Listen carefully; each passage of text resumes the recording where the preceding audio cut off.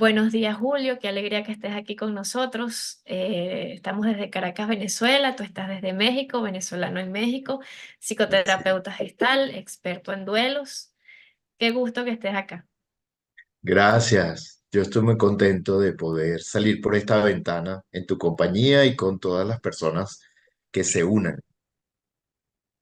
Bueno, Julio, hoy estamos en este formato streaming por Millennials FM. Vamos a saludar a todos los que hacen posible que nosotros lleguemos a ustedes. Ellos son Estela Ríos, John Di Mancera, Freddy Velasco, Juan Luis Abreu, Adalberto Terán, José Gregorio Saad, Eduard Coco Borges, también mis asistentes de producción Mariana de Oliveira y Daniela León. En el streaming de Mariala en el Mundo, este programa también va a estar en mi programa en YouTube, en mi canal en YouTube, Mariala en el Mundo TV. Rafael y Morris Rodríguez, yo soy María Alejandra Aguirre, bienvenidos a este mundo que también es Ah, tuyo, un mundo donde todos somos necesarios. También quiero saludar a mis aliados comerciales, Electros, Conecta tu Mundo, un mundo multimarcas, donde encuentras todos los electrodomésticos para tu hogar. Médica, construimos comunidades saludables. Si buscas servicios de atención médica y planes de salud de medicina preventiva, visítanos y adquiere tu plan. Y bien amada, somos una curaduría de ropa para damas. ¿Estás lista para vestirte con amor propio? Visítanos en Instagram como Bien Amada Luz. Vamos a comenzar, Julio, bien. haciendo a quien honor merece. Y es este texto de autoestima, ecología o catástrofe. Dice así. En una ocasión solemne le preguntaron a un sabio del sufrimiento. Y el sabio miró a su interlocutor y le respondió, metiéndote en el fuego del sufrimiento. Ya lo había indicado Dante acompañado por Virgilio, a quien preguntaba, ¿cómo podré salir del infierno? Metiéndote en el centro del mismo infierno. Y lo he visto y vivido y aprendido de personas que vienen en busca de ayuda. La única forma de salir es entrando. La única forma de vivir es viviendo. Esto es obvio y paradójico. Lo obvio es que somos, lo paradójico es querer evadir una experiencia que vivimos, sentimos y sufrimos. Es no querernos meter en ella, ni asumirla, ni responsabilizarnos de ella, y no querer correr las consecuencias. Meterse hasta el centro del mismo dolor, de la rabia o el miedo, y ponerse en contacto con la experiencia misma. Es el único camino para llegar a obtener respuestas. En el ahora, vivir es respirar, comer, dormir, sentir, doler, padecer, gozar, tocar, ver, amar, llorar, sin el escape de lo racional que generaliza, nominaliza, teoriza y distorsiona la experiencia concreta. Metiéndome en mi dolor, llegaré a mi centro, a mi energía, a mi fuerza y mi congruencia, a mi paz interna. Vivir es la experiencia de estar vivo, de meterme en la vida, centrarme en ella, un conocimiento especial de mi propio significado, una manera de sentir mi propia identidad en el aquí y el ahora. Mi experiencia es estar consciente de que soy en cada instante.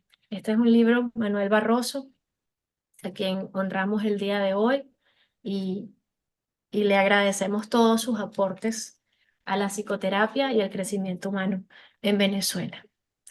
Julio, Sí, hablemos de duelo después de leer este texto.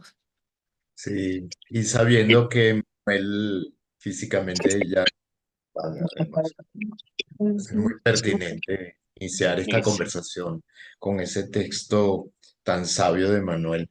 Esto de para salir hay que entrar primero.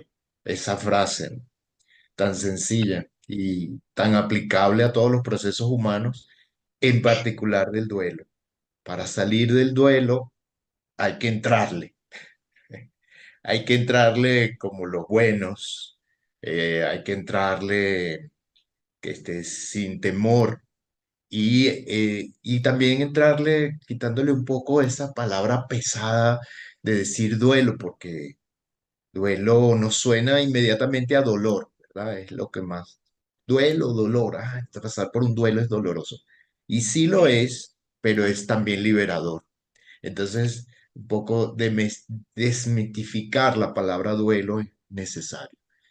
Es un proceso tan transversal, tan importante en nuestra vida, que de verdad es necesario que aprendamos a abrazarlo y a quitarle un poco el pánico y el miedo al duelo.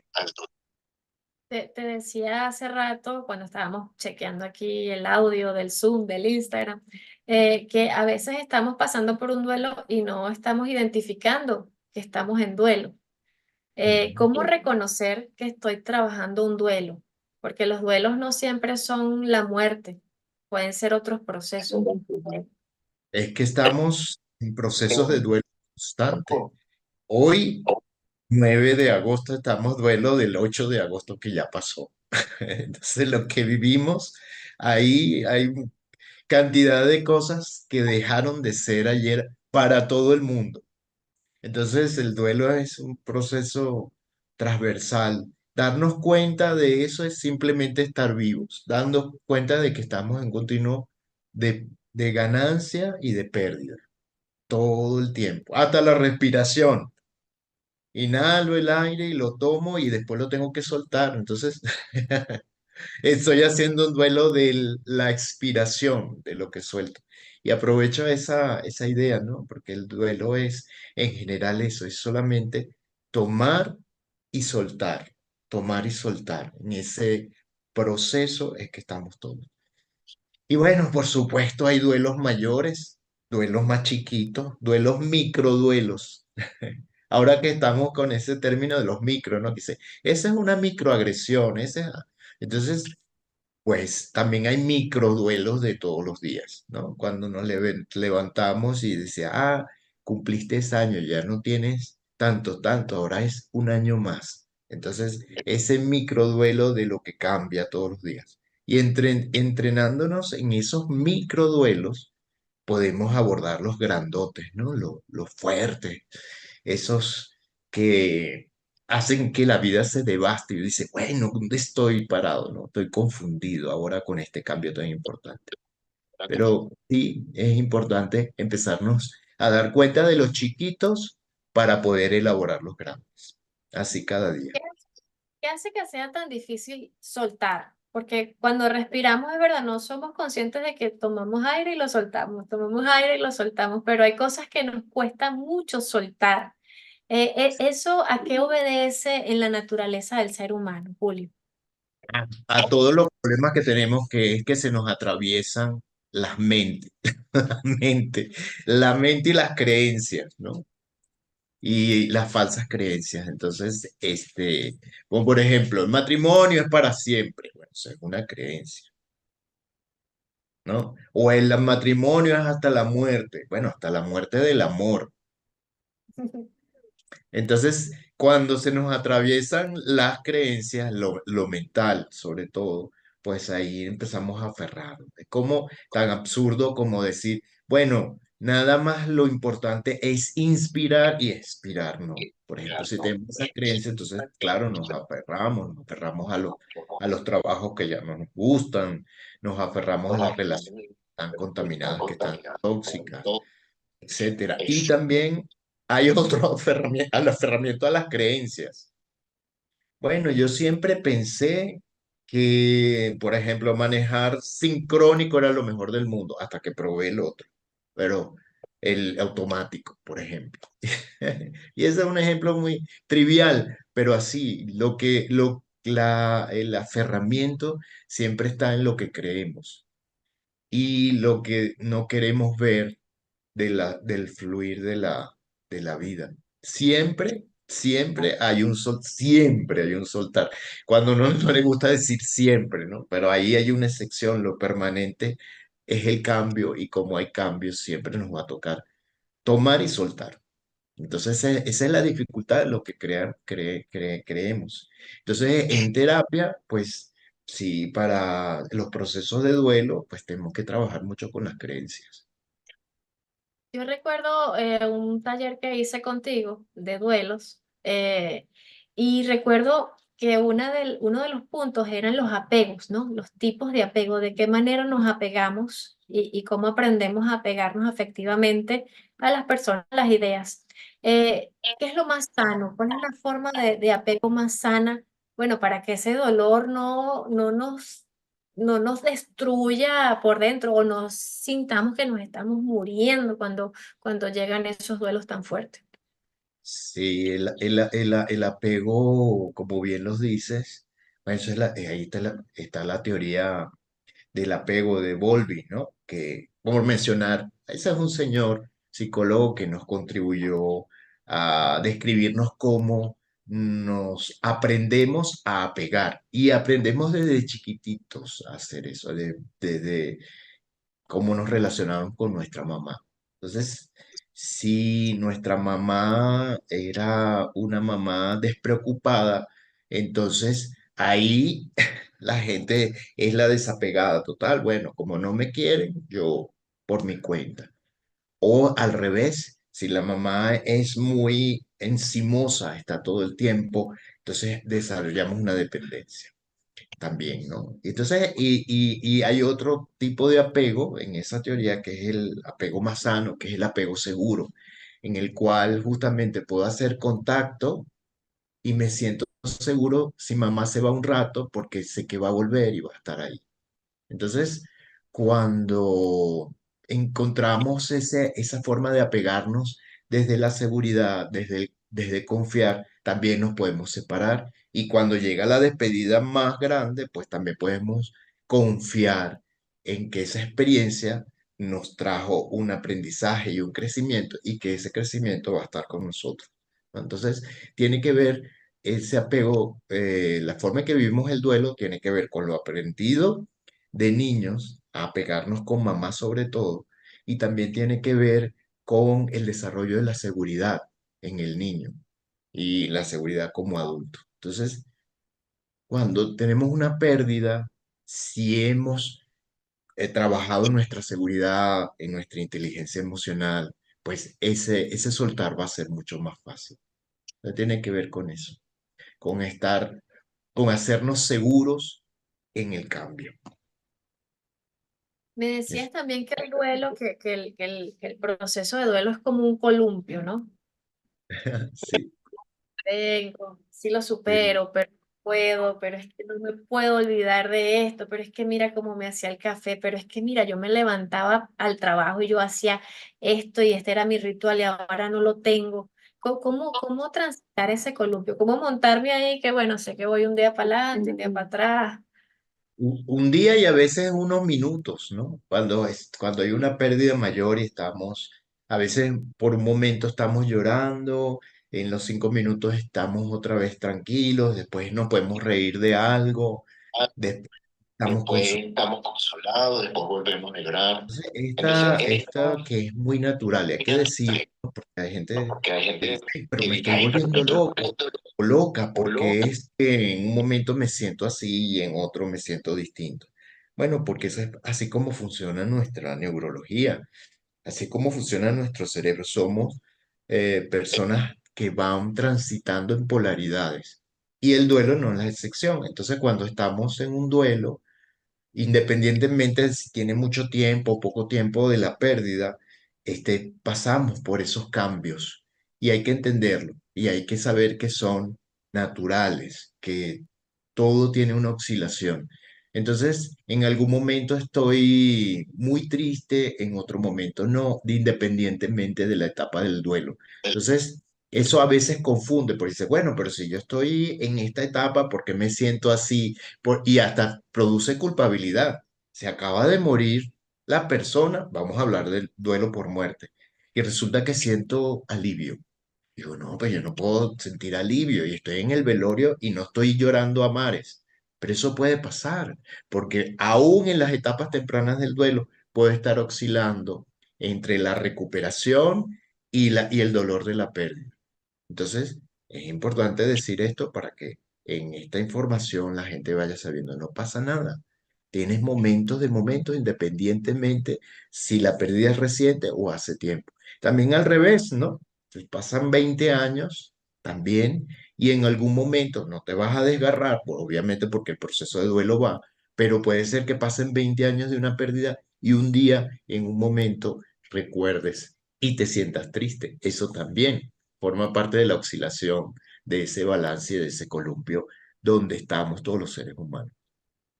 ¿Qué tan importante es dejarnos acompañar en estos momentos, Julio? Porque puedo estar transitando eso sin reconocer que es un duelo, como fue la pregunta al principio, y pasar años ahí, y pasar años, años, años ahí. Entonces siento que me estoy recuperando, pero después otra vez estoy triste. Sí, sí, bueno, para eso es que estamos, para eso es que estudiamos. Y bueno, cuando tú dijiste al principio, bueno, un psicoterapeuta especialista en duelos, y sí me he enfocado bastante en el duelo porque he tenido, como mucha gente, muchísimos duelos, muchísimos, desde niño y tuve muchas pérdidas. Entonces, cuando yo digo, vamos a ver a qué nos enfocamos en el trabajo terapéutico, pues digo, bueno, desde mi experiencia, como persona que ha transitado Ya tantos que ha duelos, transitado tantos duelos, creo que para tengo cosas y para entonces ofrecer. Y entonces en esa en esa experiencia, una de las experiencia, una de cosas las que cosas más que me más impactó a me mí impactó fue fue cuando yo perdí a mi mamá, que tenía 12 años. Entonces, en aquella época en Venezuela, pues la palabra terapia, te estoy hablando de los años 70, la palabra terapia era así como muy peregrina, muy extranjera. La gente hoy sí era nada más psiquiatra y más nada casi, ¿no? Entonces yo recuerdo esos momentos sin asistencia de niño preadolescente y fueron muy duros. Fueron muy difíciles. Entonces, por eso te puedo contestar esta pregunta. Sí es necesario, porque muchas veces no tenemos herramientas, menos herramientas, un menos muchachito de un 12 muchachito años, de como 12 me años, tocó a mí. como me tocó a mí. Entonces, Entonces, y a veces y también tenemos la edad que sea, igual nos faltan herramientas. Entonces, para, para trabajar, porque el duelo es un trabajo, hay que decirlo, es un trabajo. O sea, cada pérdida te dicen, pa, toca la puerta, aquí te encargo esta tarea, tienes que hacer uno, dos, tres, cuatro, cinco para que pases al otro nivel de tranquilidad y de paz. Entonces, para trabajar hacen falta herramientas, saber cómo manejar la tristeza, la rabia, el miedo, la desesperación, la ansiedad, todo eso. Y los cambios. Entonces, si tienes un muchacho de 12 años que está en un contexto de nadie sabe nada, te sientes totalmente perdido. Y ahí es donde las cosas más cuestan. Entonces, menos mal que ya estamos en otra época de la humanidad, creo yo, y ya nos cuesta pedir menos ayuda y saber que necesitamos educarnos en todo. Entonces, el terapeuta acompaña y va mostrando cómo se van descubriendo esas herramientas que todos tenemos para transitar los cambios y las pérdidas. Entonces, claro que es muy importante. Y a cualquier nivel. Puede ser que sea un nivel de acompañamiento muy cerca, muy constante para poder transitar el duelo, o puede ser que sean cosas muy puntuales, de referencia, conversaciones para expresar, para empezar a entender las cosas, no solamente de la mente, sino del cuerpo y del corazón. Entonces siempre yo soy muy partidario a través de, no solamente por ser terapeuta, sino por lo que he vivido, de que es más sencillo, no se tienen por qué vivir los duelos solos y también es posible tener un tránsito posible tener más un facilitado tránsito. cuando tenemos un apoyo emocional o terapéutico. Claro que sí. ¿Cuáles son esas tareas? Porque, claro, para cada persona son tareas distintas, ¿no? Pero básicamente, ¿cuáles son las que son fundamentales para trabajar un duelo?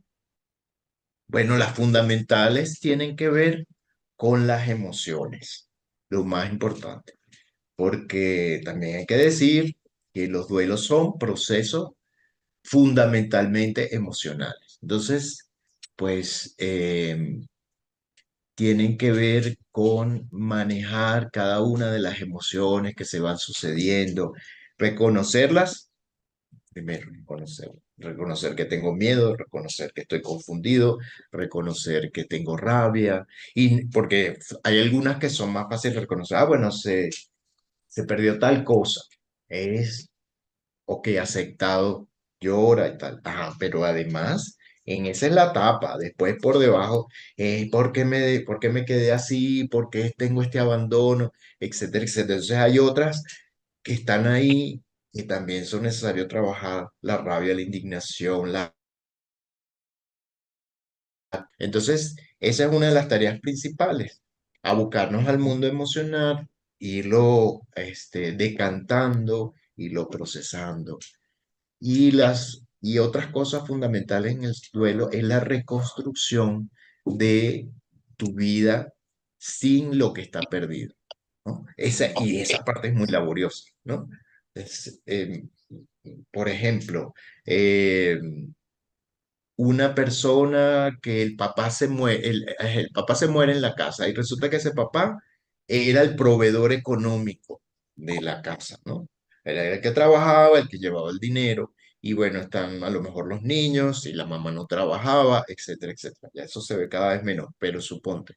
Entonces, parte del proceso del duelo es ahora reactivarse, reacomodarse, cómo vamos a producir, cómo vamos a empezar a financiarnos ahora que papá no está y ese dinero ya no está. Eso por decir un ejemplo, por poner un ejemplo del dinero, pero en realidad la reconstrucción puede ser de muchas maneras. Hay familias, por ejemplo, donde la abuela es como el factor estructurante. Es los cumpleaños se hacen tal día, las celebraciones de Navidad son así, la abuela organiza las hallacas, el pan de jamón. Entonces resulta que se muere la abuela y se entra como un caos. ¿Y ahora quién va a hacer las hallacas? ¿Y cómo nos vamos a organizar? Entonces, esa reconstrucción es parte del duelo. Bueno, ahora vamos a ver dónde está la receta de la abuela de la yaca y vamos a ver quién lava las hojas y quién en la Navidad se encarga de la ensalada de gallina. Eso es el trabajo del duelo. Adaptarse a la nueva realidad. Es decir, que también es revisar qué estoy proyectando yo en eso que se perdió, que se murió, que se fue, que ya no está y que no lo reconozco en mí. Yo también puedo aprender a hacer hallaca, yo también puedo tener una buena sazón, ¿no? Exacto. Y viene como ahora me voy a encargar. Ahora ¿cómo me encargo? ¿Cómo me encargo? Por eso es que es un trabajo, ¿no? Entonces, es igual como llegas a una oficina de trabajo, bueno, fulanito, ya eso también, los despidos también son duelos. Se, des- Se ha despedido fulanito que hacía tal cosa. Entonces, parte del trabajo de la oficina, de los que quedan, es, bueno, ahora eso que es, cómo eran las funciones de la persona que yo no está, cómo se retoman en cierta medida. Entonces, de eso se trata. Duelo significa pasar por un camino emocional llorando y vistiendo el muerto, como decimos en Venezuela, ¿no? Vamos, vamos llorando. O sea, es una frase muy, a lo mejor, a veces no la contemplamos así, pero es una frase muy sabia. Es llorando porque estoy triste, pero también es vistiendo el muerto. Entonces, esas son las tareas del duelo. Los duelos en soledad. Enfrentar la pérdida y seguir adelante. Los duelos en soledad. Por aquí me acaba de llegar un mensaje por WhatsApp. Cuando estoy sola y estoy enfrentando un duelo, o me siento sola, o tal vez creo que no puedo contar con alguien en el momento en el que estoy viviendo ese dolor más profundo, ¿qué puedo hacer? Cuando estoy sola, bueno, Me siento, va a variar, va a depender, ¿no? Va a depender. Bueno, o me siento solo o estoy solo. Bueno, yo creo que esa es la frase más apropiada, decir, me siento sola, porque en realidad eso también es una ilusión. O sea, realmente no estamos solos. No, nadie está tan solo, nadie, como decía Hemingway, nadie es una isla.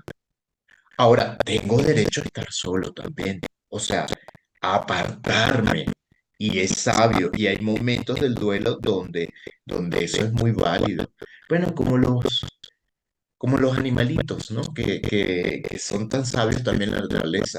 Un animal está enfermo y se retira, se va a un rincón para reponerse, no me toquen, aquí estoy. Y si van y le intervienen esa soledad al perro, por ser un perrito, pues muerde, porque espérate, necesito estar ahorita. Entonces, mm, lo primero que si estoy solo es, bueno, esta soledad es necesaria, esta soledad la puedo manejar o no.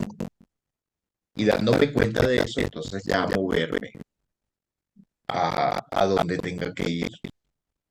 Como decíamos antes, pues ahí están una cantidad de gente que hace servicio. Mire, realmente uno cuando ve estas cosas donde hay múltiples duelos, por ejemplo, las tragedias que han pasado aquí en México con los terremotos, es increíble cómo sale gente a ayudar, increíble.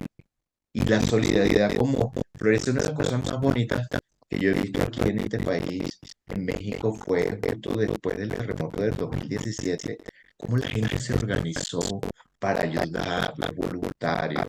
Bueno, todo el mundo salió, ¿no? Y se pasó ese duelo donde murió mucha gente, se pasó. Y es eso. Entonces, primero la soledad es una ilusión y también tenemos derecho a estar solos si lo necesitamos. Ahora, no quedarnos ahí, aprovechar justamente este proceso de los columpios, ¿no? En un momento el columpio, ¡suas! Se voltea y entonces me permite contactarme con el mundo, volver al mundo, ver que hay cosas después del duelo. Hay una emoción que a mí me llama mucho la atención, ¿no? Y es la rabia.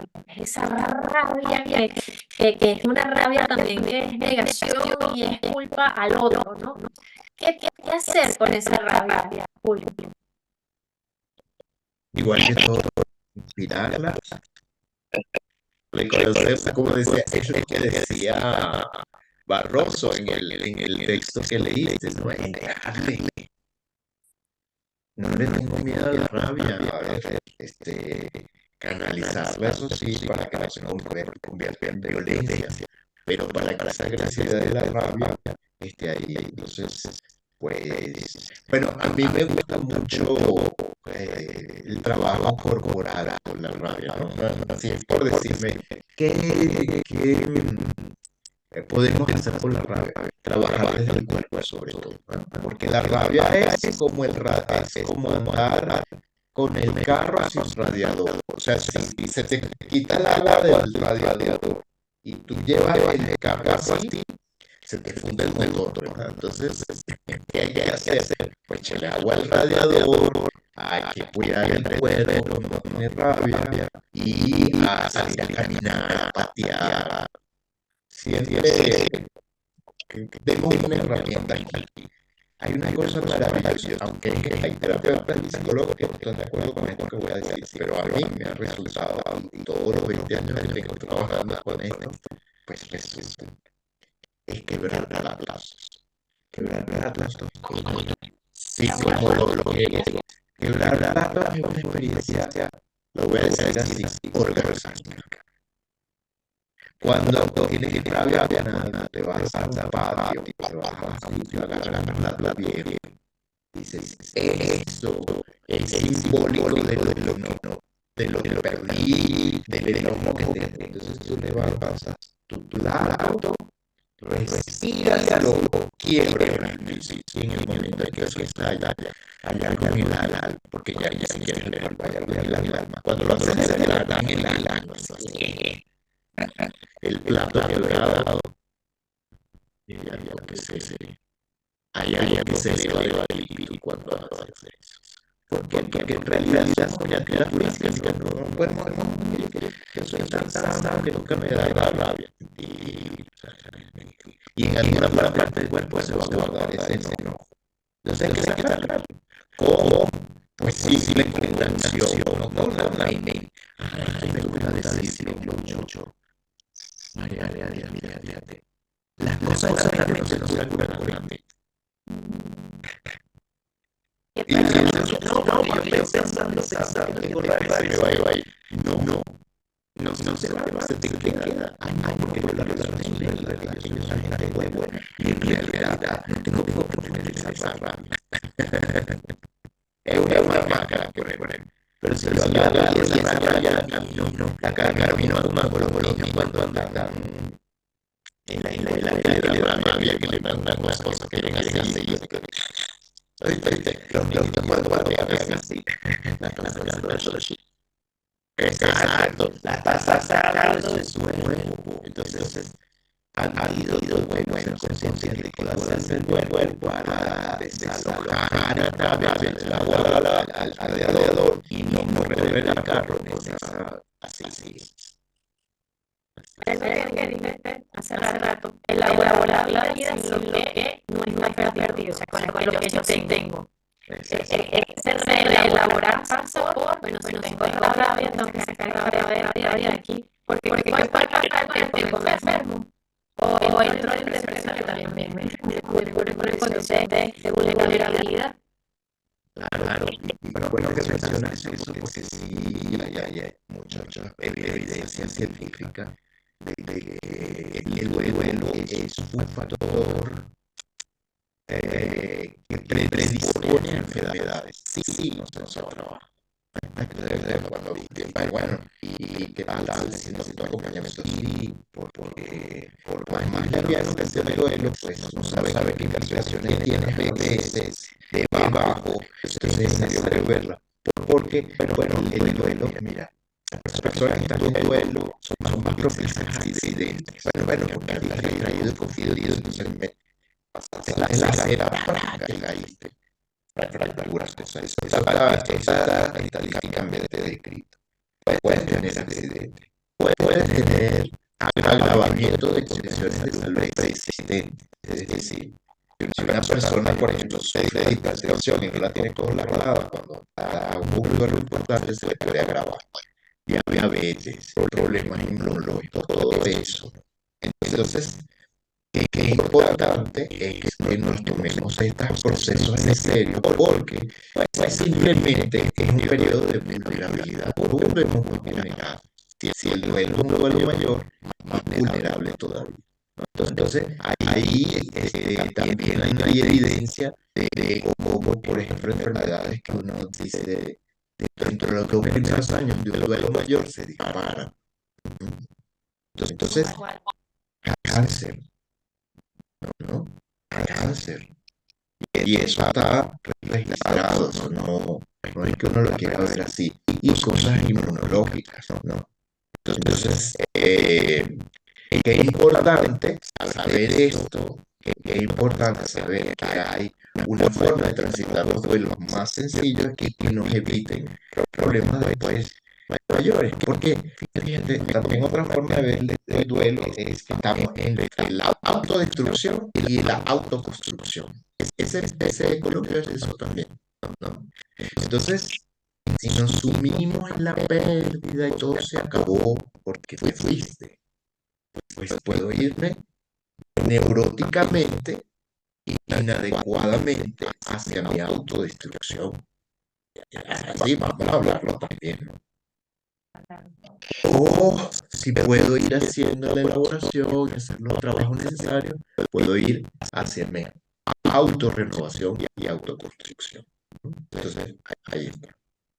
Es importante conocer el trabajo del autoconocimiento, porque si yo sé que tengo un patrón autodestructivo, aún sin estar en duelo, si llega a ocurrirme algo, un evento, o me tengo que despedir de una situación, yo sé que puedo entrar en ese portal, aparte de destruirme. Hay duelos que nos agarran en la bajadita, nos agarran en la bajadita, o sea, nos agarran además en un mal momento.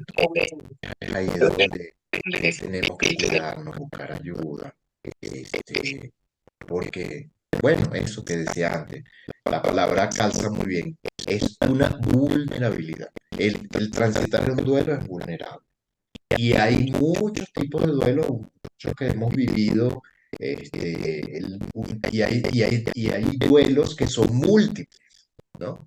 O sea, que es una pérdida y son un montón. Una pérdida genera 20 duelos. Entonces, otra razón para ir al terapeuta, porque entonces hay que agarrar duelo uno, duelo 2, duelo 3, y todos circunscritos a la misma pérdida. Y cada uno hay que elaborar. Entonces ahí está también la complejidad. Un ejemplo de duelo múltiple es el del migrante, ¿no? El migrante, ok.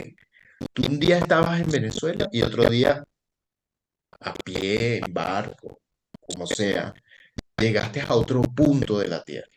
Y tú dices, bueno, cambié de locación, ¿no? Ese es el duelo. O sea, si tú pones la cosa como tú quieres periodista, si lo vas a narrar, bueno, fulanito estaba en Caracas tal día y el otro día está en San Salvador, ¿no?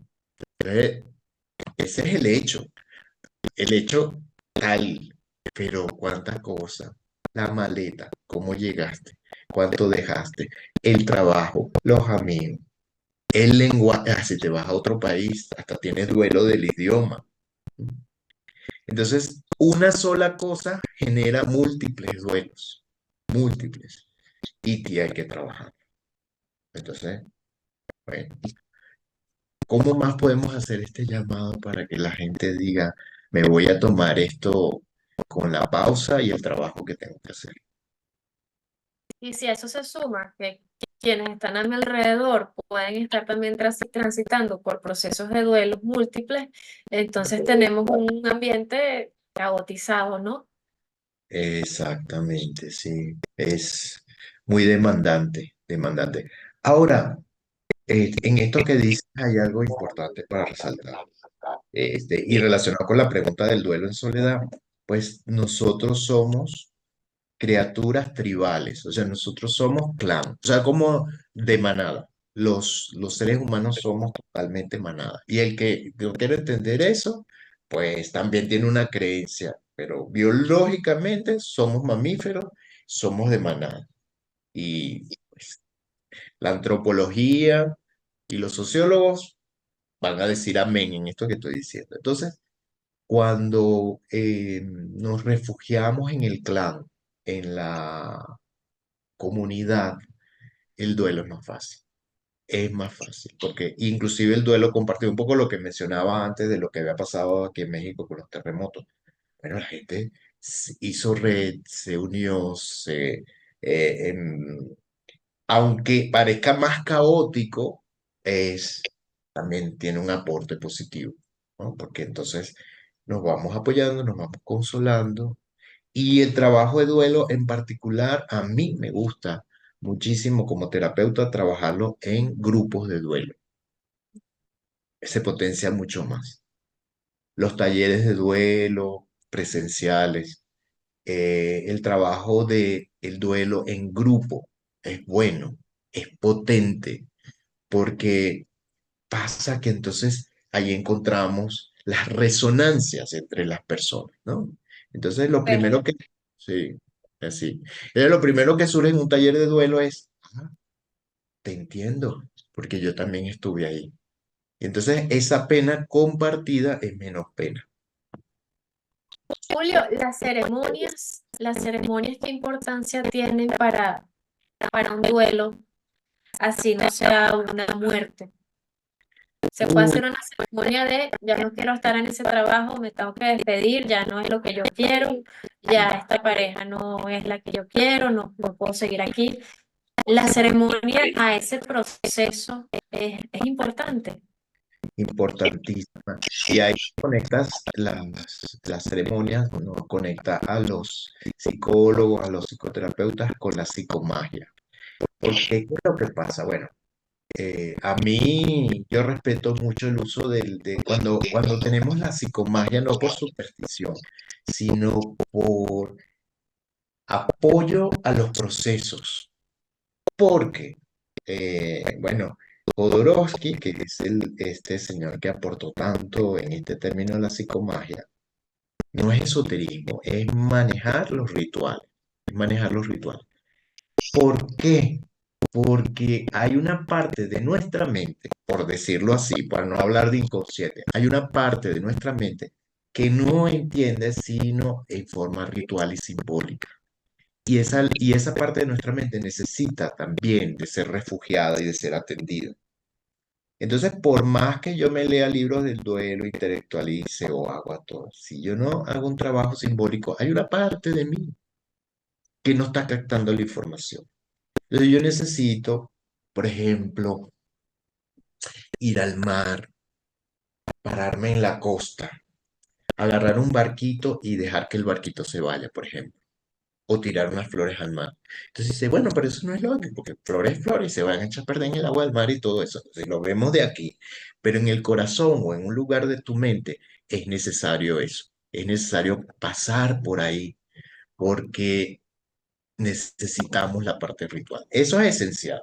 Entonces, será lo más escéptico del mundo, será lo más intelectual, lo más práctico, pero hay un momento en que necesitas prender tu velita, deshojar la margarita, poner un incienso, porque hay partes de tu mente que van a entender es eso, de mente de cada uno.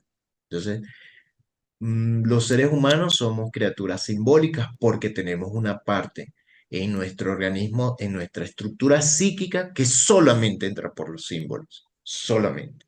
Entonces, por eso es que el terapeuta también tiene que abrirse esa parte por más cognitivo, con más cosas que sea. Necesitamos entrar ahí, sin superstición, simplemente reconociendo nuestra parte ritualística y simbólica humana. Y si la persona tiene una conexión con lo espiritual, también puede ser un Mejor, punto a mejor. favor, ¿no? Claro, eso forma parte de tus herramientas. Eso forma la parte de las herramientas del duelo o para cualquier cambio. Pues tú tienes perteneces a una iglesia, tienes una creencia. Pues mira, eso es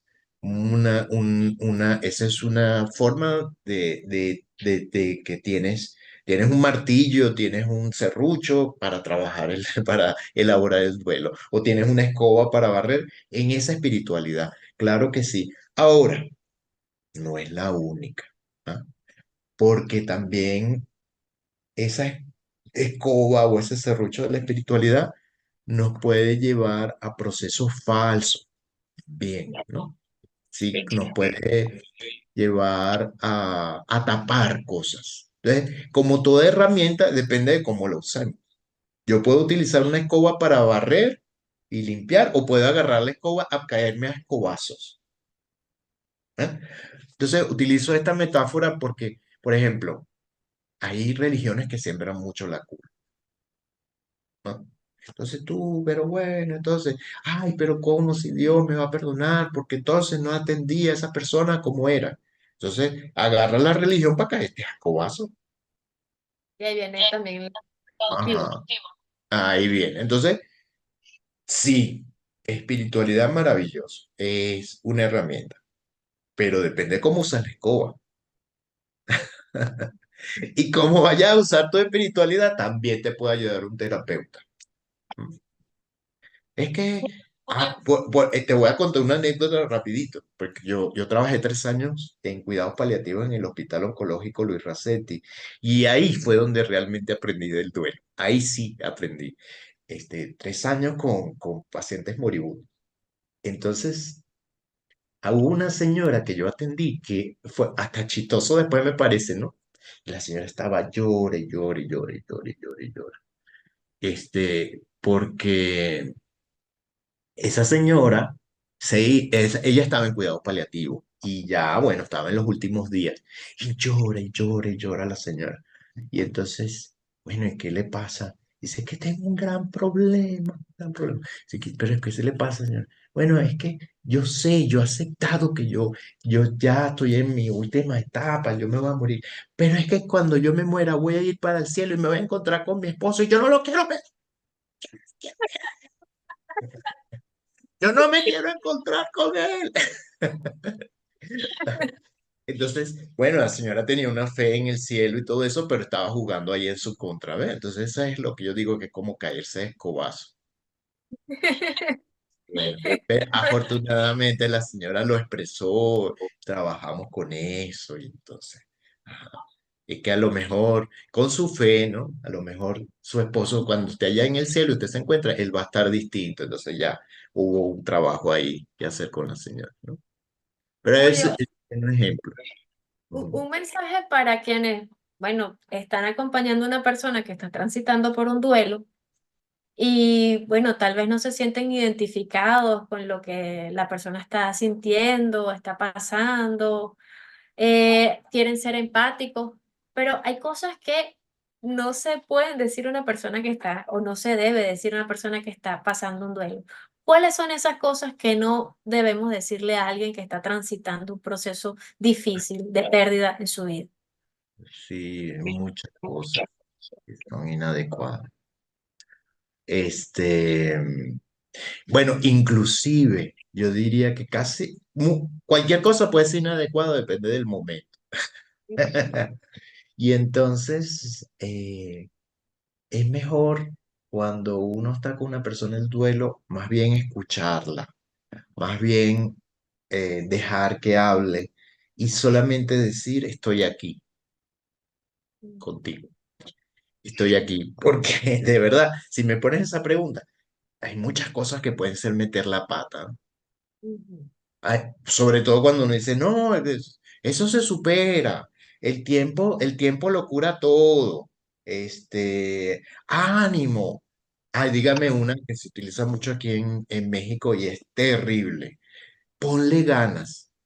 Pues, ¿de dónde le voy a poner ganas si no tengo? Ponle ganas. Eh, Complicado. Entonces, en general, mire, yo soy partidario más que de las palabras de las acciones. En vez de decirle, no, bueno, vengo a consolarte, Dios lo quiso así, bueno, ajá, no, no, tráele una sopita a la gente que te ensueña. Mira, te traje este chocolate, ¿quieres que te acompañe a hacer una diligencia? Mm. Eso sirve muchísimo más que empezar a darle sermón a la gente. Sí, volver a lo simple, volver a lo simple. Cuando no sabemos qué decir, cállate y haz algo. Mira, te traje esta manzanita. Ay, mira, te hice esta sopita, te traje, no sé, esta flor. Oye, aquí está una toallita con perfume, así, y listo, para no meter la pata. Esos son los, sí, y esos son los primeros auxilios del duelo. No es que, ay, no, voy a ir a fulanita para ver cómo se siente y entonces le doy un sermón que ella, bueno, es verdad, ¿no? Pero no todo tiempo es bueno. Ella va a estar bien y no sé qué, y ajá, eso es muy buena intención, pero no sirve. Invita a tu amiga, mira, vamos a comer, vamos a ir a una pastelería a comernos no sé, un pedacito de torta entre los dos y un cafecito. Eso es ¿Qué se mejor. nos está quedando por fuera, Julio, de todo este tema? Te Bueno, tengo para cerrar. cerrar. Bueno, solo reiterar. Eh, los terapeutas necesitan formarse en esta herramienta tan importante que es el trabajo con el duelo. ¿Por qué? Porque es transversal a la existencia humana. Siempre vamos a tener algo que trabajar en los cambios, siempre. Entonces, es importante. Y el otro mensaje para cerrar es, pues, dejémonos de dándolo de supermujer o superhombre, reconozcamos y permitamos que tengamos compañía, que así nos fortalecemos todos. Muchísimas gracias, Julio. Sí, Julio a ti. Pérez, terapeuta gestal y bueno, está en México en este momento, experto en duelo, venezolano, y hoy nos acompañó hablando de este tema tan importante, tan necesario, por el cual todos los seres humanos pasamos, vivimos y aprender a acompañarnos, bueno, es una tarea, es una responsabilidad que tenemos todos. Así. Muchísimas gracias de nuevo y a Gracias. ustedes que se conectaron también. Hasta el otro día. Bye, bye. Hasta el otro día. Gracias. Bye.